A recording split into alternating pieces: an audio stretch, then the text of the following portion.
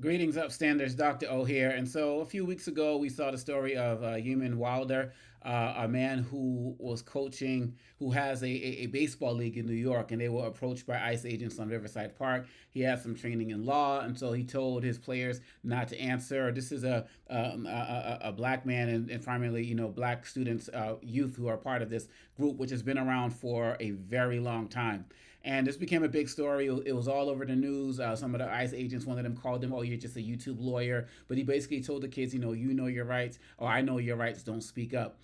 And, since then, some of the kids have not been back to the camp. And when he was on Deadline White House talking to Nicole Wallace about it, I remember him asking if there's a particular, this was right around, All Star weekend, MLB, Major League Baseball.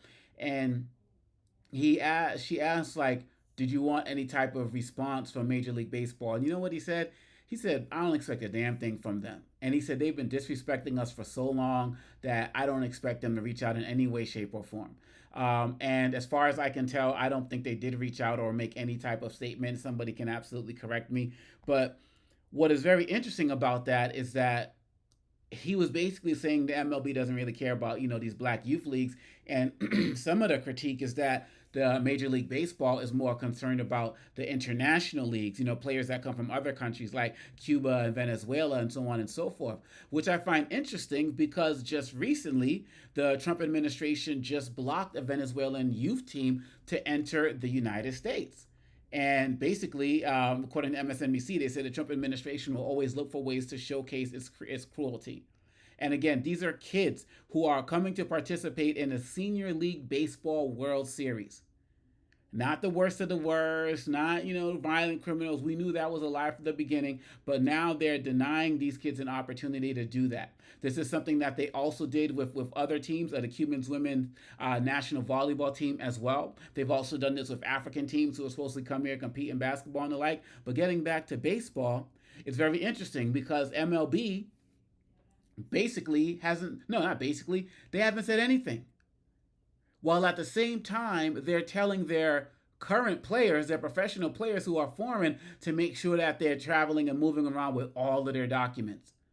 But they've also said that they basically received assurances that nobody is going to be harmed by ICE while the season is going on. What hypocrisy is that? These young Venezuelan kids are going to be people that the MLB is going to be looking at as future players, but they don't have anything to say about this right now. And we know that there are other teams that are going to be blocked. And so people talked about when the MLB moved this All Star game from Georgia a few years ago that all of a sudden Major League Baseball was social justice minded and they were social justice worth. It was nothing. They're just protecting their dollar, and they're not going to speak up, just like they didn't speak up for these black youth at Riverside Park being targeted by ICE, just like they're not going to speak up for these kids. But if they have the money, like the MLB players, if they have the influence, like these MLB owners, they're going to be untouched.